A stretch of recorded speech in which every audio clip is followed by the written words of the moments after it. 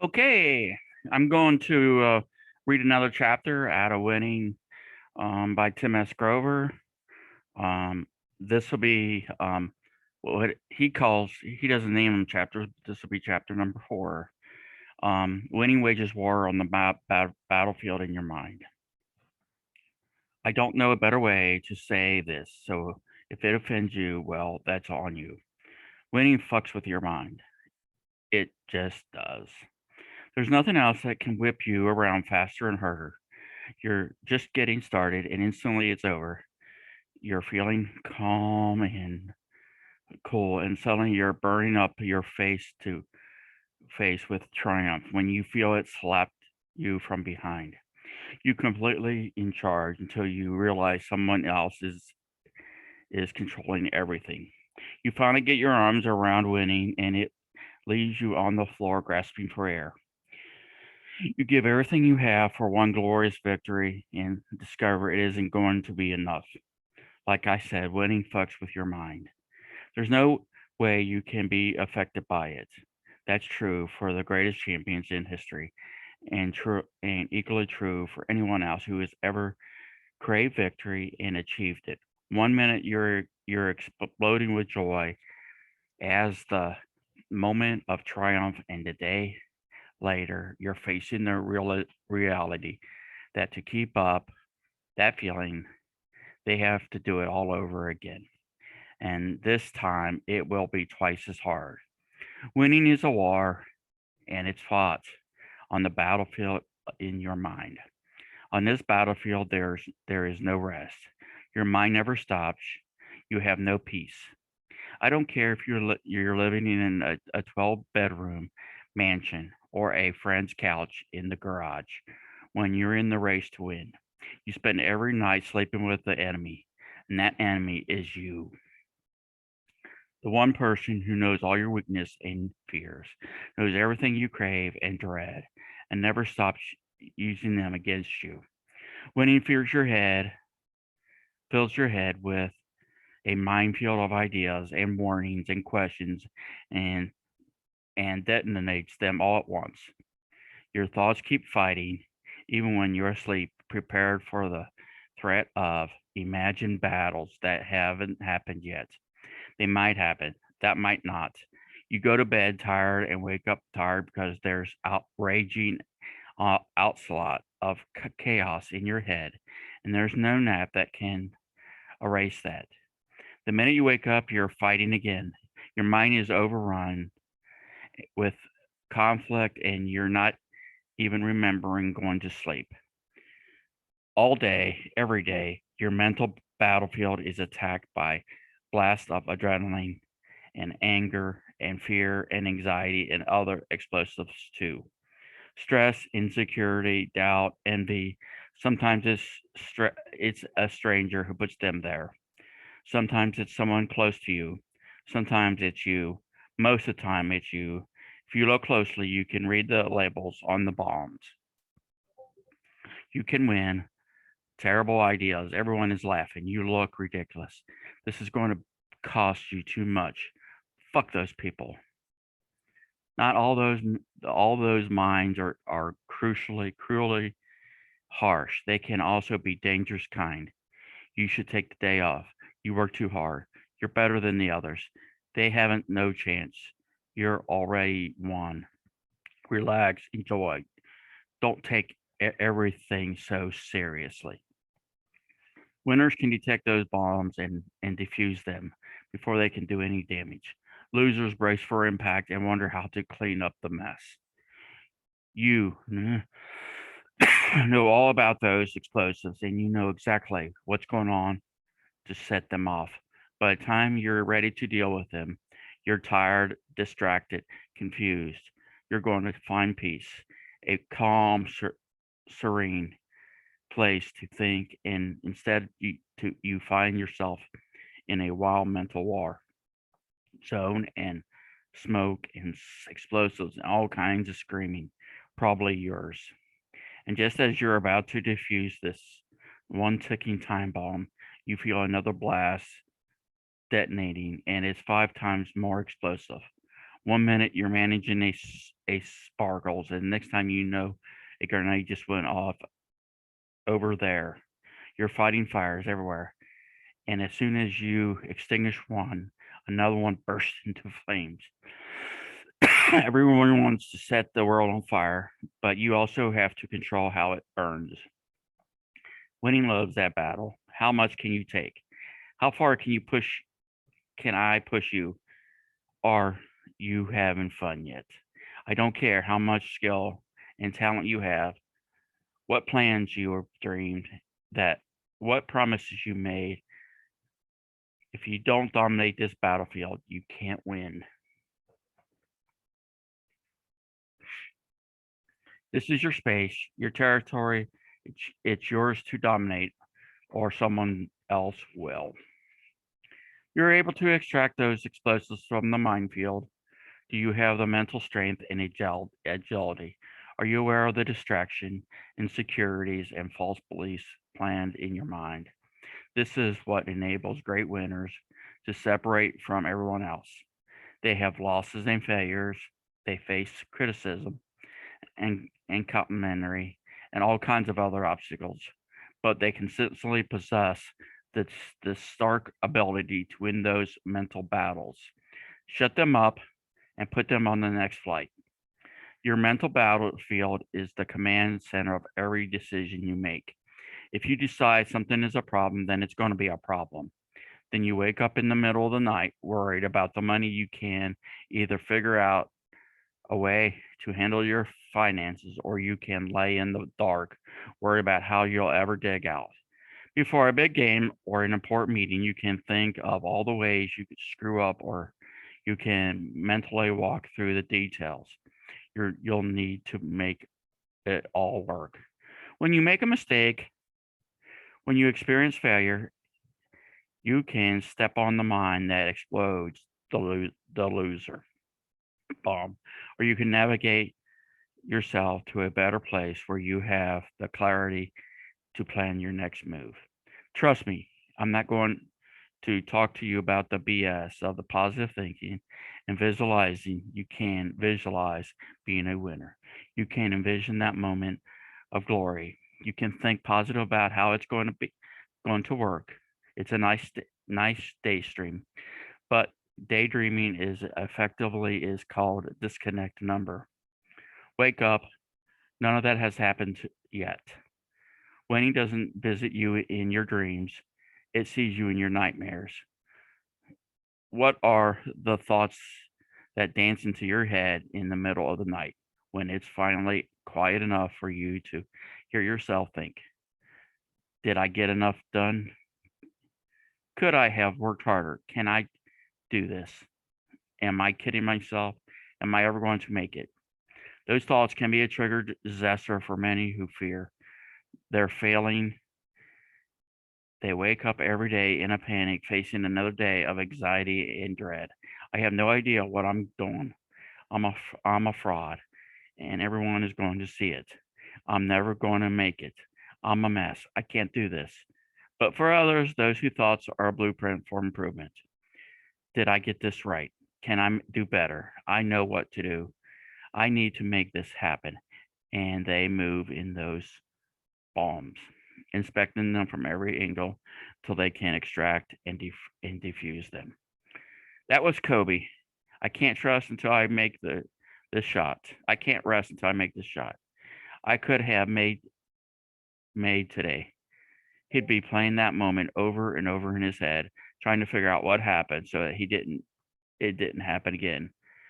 He'd rely live the game in his mind, watching the film at 4 a.m. until he could understand why he missed that shot. What was going on with the defense? Where was the ball? Did it rotate correctly? Was it wet? Was it heavy? Was my head too far back? Did I catch it right? Was my elbow correct? He'd go through every possible variable until he could answer this question and know with some certain the answer is in his mind, would resolve the issue on the court. Everything you did, everything you do starts with your thoughts. How many times have you sabotaged your own goals and ambitions because your head was in the right place? You want to lose 10 pounds? Put the pizza looks so good. You want to get you want to quit drinking, but what the hell has been a hard day? You knew you shouldn't have made that one phone call, but you weren't sure what to say. And you had all your plans in place to make a major movie in your life, and you let someone talk you out of it. No one forced you into those choices. You weren't prepared to win those battles. I've watched great players lose everything because they couldn't make that mental leap from wanting to win to make it happen. They start believing the hype and the bullshit and stopped believing in what they got them there the first place. This is not about athletes, of course. It can happen to anyone in any endeavor. I see it happen all the time with business leaders and interpreters. I work with them. One day we're on a clear tragedy tra- tra- trajectory towards success, and they suddenly can't win it all. What happened? They didn't forget how to execute. Something else got in the way, and it's almost always something mental. I've dealt with so many athletes with brilliant talents whose careers were completely destroyed inside their mental bomb shelters. They believed every gratuitous complicate about their greatness, every grandiose tribute to their excellence. From the time they were kids, they were told how special they were and may have been true enough at the high school or collegiate level. Unfortunately, they didn't actually accomplish anything at the pro level, and instead of working hard to match the alleged potential, they bought into the hype and the focused on building their brand instead of their results. Note, get the results, and the brand will build itself. Play it to the others around, and your career will be dead long before your shoe deal expires. That's how you sabotage yourself. Are you winning your own war? People find it so many details to derail their own success. Distraction, laziness, ego. Winning has a million ways to stop you if you don't have the resilience to fight back. And well, do you deal with the distraction? I'm sure you know people, including yourself, who have no ability to filter and manage the issues with the family and friends and addictions, financial problems, relationship, health, legal trouble, everything that happens to them in their new reason for not getting to the finish line. They give your time and energy to the everything and everyone and then blame it all on those things that got away without ever once recognizing that biggest obstacle in the way was themselves. And at the end of the day, their focus is on everything except one thing that could have made it all work: winning. I'm not just talking about distractions like watching videos on your phone or texting your friends or wandering into the kitchen for your 15th snack of the evening, although those are definite distractions. I'm talking about the internal distractions caused by your own mental combat with yourself. If you're procrastinating, if you're constantly apologizing for things you did and you didn't go, if you get to the end of the day and you realize you didn't accomplish a single thing you wanted or needed to do, you're distracted by your own thoughts. We all have some kind of to-do list before to-do list, but for most, it's a thing to do that will never get done list. Winners have a done list. You have a list that never gets shorter, things you just can't seem to accomplish because you never have the time or knowledge or money or approval from others or whatever you claim is stopping you. Things you could have done when you were quarantined in a home during the COVID-19 pandemic and literally nothing to do even after you watched every possible Netflix series. Do yourself a favor, either do them or admit you're never doing them and move on. Managing that back burner is a ridiculous waste of time and energy. All the burners generate the same amount of heat anyway. And those things stay on your mind and taunt you every time you start thinking about everything you've left unfinished or unstarted. Get rid of them. You'll feel better immediately. Distractions can be fatal to your goals if you don't manage them. Notice I said manage, not eliminate. I know you've been told 1,000 times to eliminate distractions. Not possible. You might be able to erase some, but people are going to need you there still and be tasks and chores to do, and the phone and TV and the refrigerator are still going to be there taunting you. And if those things are so distracting enough that you've created an issue, you'll even be more distracted when you try to eliminate them. If you want to manage distractions and get control of the battle, that you need to put some routines in place. I'm not talking about sticking with the old routines designed to keep you comfortable, safe, and get you through the day without rocking the boat.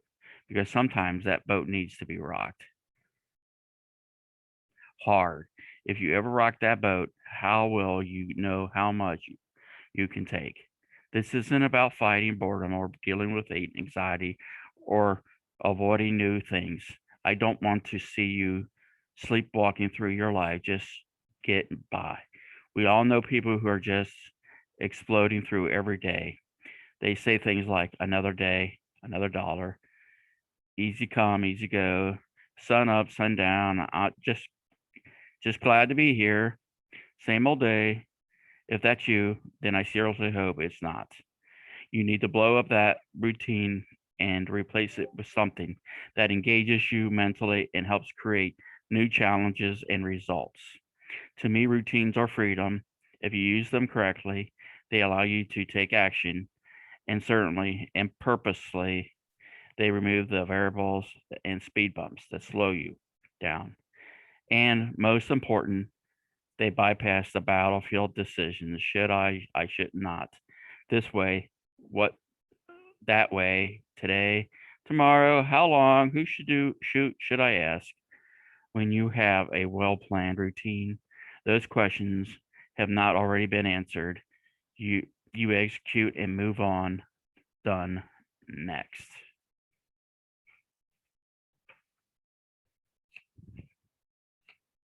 Okay.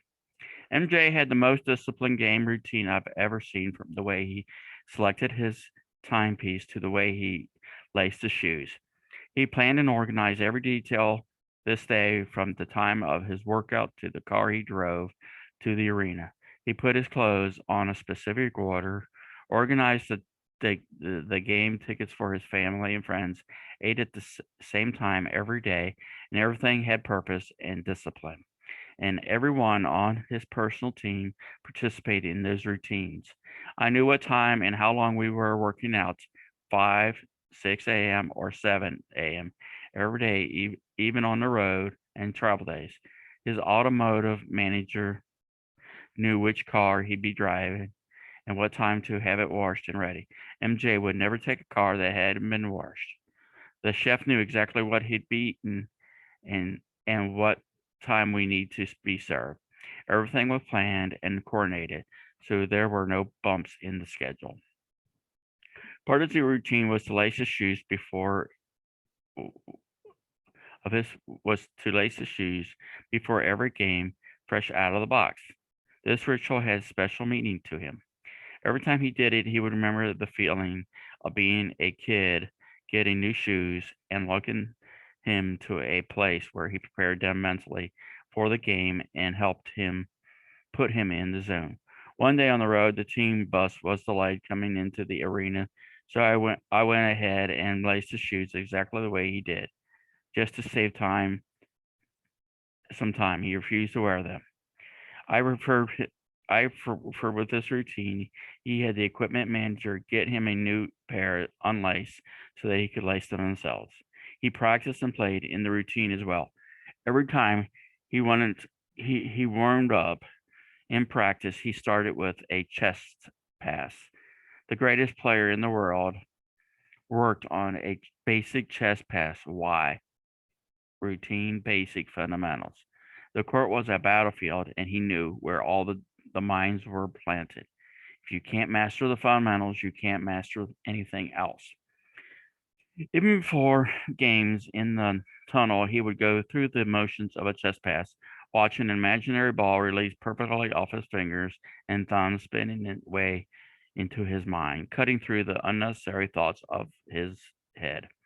His fundamentals were so rehearsed, he never had to think about those basics during the game. He knew if could get a certain spot on the court, nothing would stop him. Most players have a spot like that. MJ had them all over the field and was his minefield. He knew exactly where to position himself and where he doomed opportunities would be blown. No different from elite military executing a complex operation. Routine isn't an option, it's imperative. Every detail is planned, mapped, and required. Team has to work in complete synchronization or everyone is at risk. From the time you taught to make your bed to the precision and accuracy of jumping out of the plane, there is no room for creative options. The decisions have been made for you. Don't think, execute.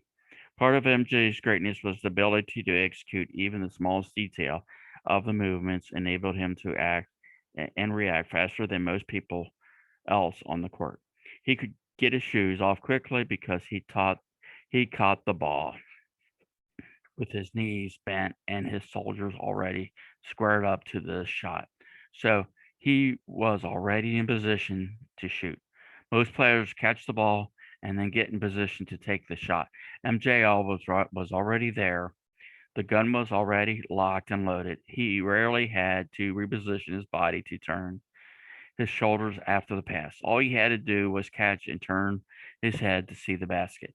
To this day, I don't know if that was something he learned or if he became natural to him, but it eliminated a split second of not having to think about those extra steps, not having to waste physical and mental energy. That's how you control your mental battlefield. Why was routine so important to him? Because the game himself were so unpredictable, not not uncontrollable, but unpredictable. And controlling the unpredictable was his specialty. He never panicked, never flinched at a unforeseen obstacle. Rodman, Rodman thrown out of a game, no problem, will pick up the rebounds. Scotty injured, no problem, will handle his points. Team being dismantled at the end of the season, I got this. Give me the ball and we'll get out of the way. You can't manage any of that. Your mind is battling everything else in your mind. His routines allowed him the mental freedom and clarity to focus on one thing, the complexity of the game and the management every variable that stood between himself and a win. He planned for the unpredictable and structured to his life, minimizing the impact it would have on his performance. But the great understanding that you can't plan for everything. Winning respects your routines and habits, but in thrives on the unpredictable and will always keep throwing fastballs high and inside, sometimes at your head until it throws the curveball just to see if you can adapt and handle the unexpected. If you can only do things one way, it can't operate outside your own system. Winning gets bored, and finds someone else to play with.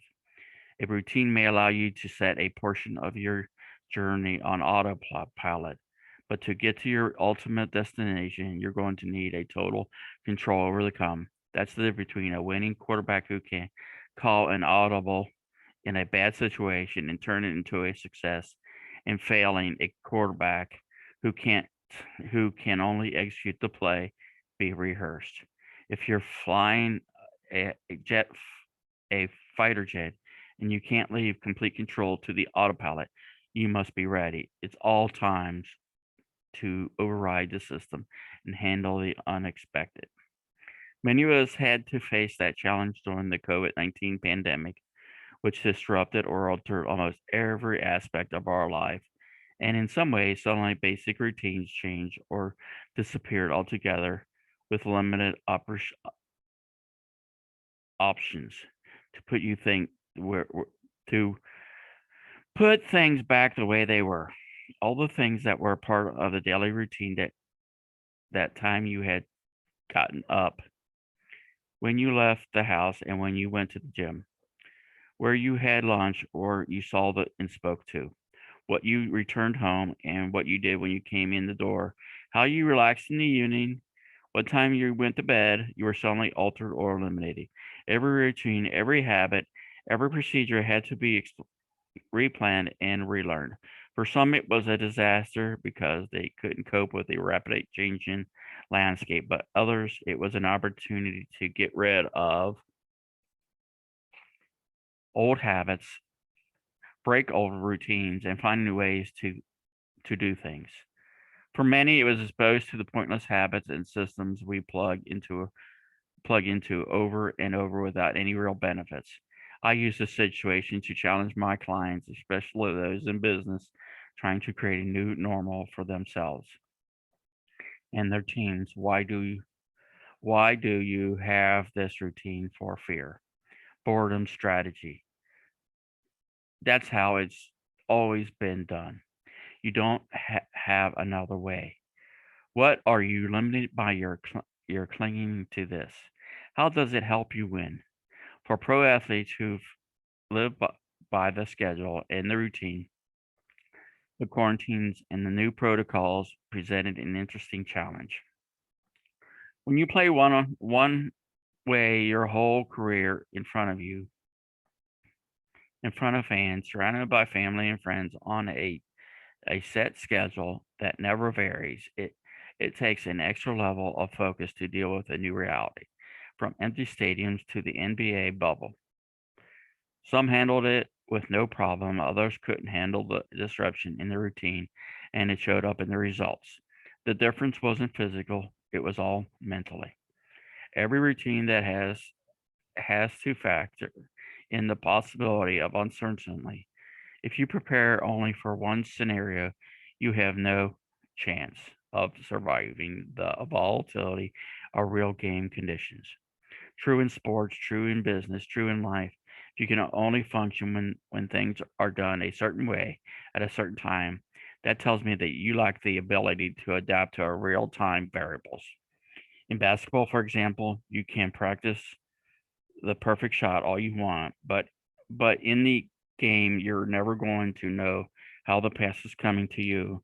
Over the years, I've thrown countless passes to my athletes, and there times they'll throw them back because they didn't like how I threw. Too high, too low, too hard, too soft, whatever. I once had an intern every hated not because he was a great at what he did, but because his passes were too soft. Drove the players crazy, and I understood the intern's issue because if you're strong, you're probably don't have the strength of an NBA player, and you're throwing 1,000 passes a day to this guy, and every player wants the ball at a different height, different location. But every time he throw that weak pass, they'll say they'll think about instead of focusing on what they were doing. They wanted to see the ball at game speed. So I'll throw unpredicted passes on purpose. And when they complain, I tell them, how often in the game do you get that perfect pass in the perfect location? You have to be able to reach out there or there and be ready for the pass that isn't what you expected. I don't want you in the moment thinking, oh shit, Bad pass. I want to see you reflective catch on whatever you're throwing. If a player misses a shot he should have made, would work on that by passing him the ball exactly how it had been thrown to him when he missed it, so we could figure out what happened and make it sure it didn't happen again. I used to kill myself with these passes. Most coaches would stand under the basket to rebound the ball and pass it back to the player to take another shot. But in a real game, the pass can come from anywhere. So every time my guy shot the ball, I'd run to the basket, get the ball, run to a different location, pass it to him, and run back to the basket. Get the ball, run to another location, pass it to him, because that was the precise battle they needed to fight, not just a physical battle, no matter to master the shot, but the mental battle to stay focused when things don't go as planned. And yes, I could have had an intern or an assistant do all the running and rebounding, and sometimes I did. But my top players wanted me to see me work just as hard as they did. They needed to know we were going to battle together and we were going to win the war together. I can still see the smirk on Kobe's face when he would miss a few shots on purpose just to make my ass run down the long rebounds. The battle begins and ends in your own mind. Your thoughts have to be constantly renewed, like a daily subscription that must be paid so that you can think clearly. You get updates for your computer and your phones. How often do you get an update on your ideas, your strategies, your priorities? How often do you reboot your mental energy and delete the outdated program and files? Action originates in your thoughts. Winning will put you in one direction. Put your mind will put you back. It's tough. I didn't expect this. I'm not ready. I'm not good enough. You are confident enough in yourself to win that battle. You are ready to gamble on yourself to win. We're about to find out. Okay, that's the end of that chapter. Stop this.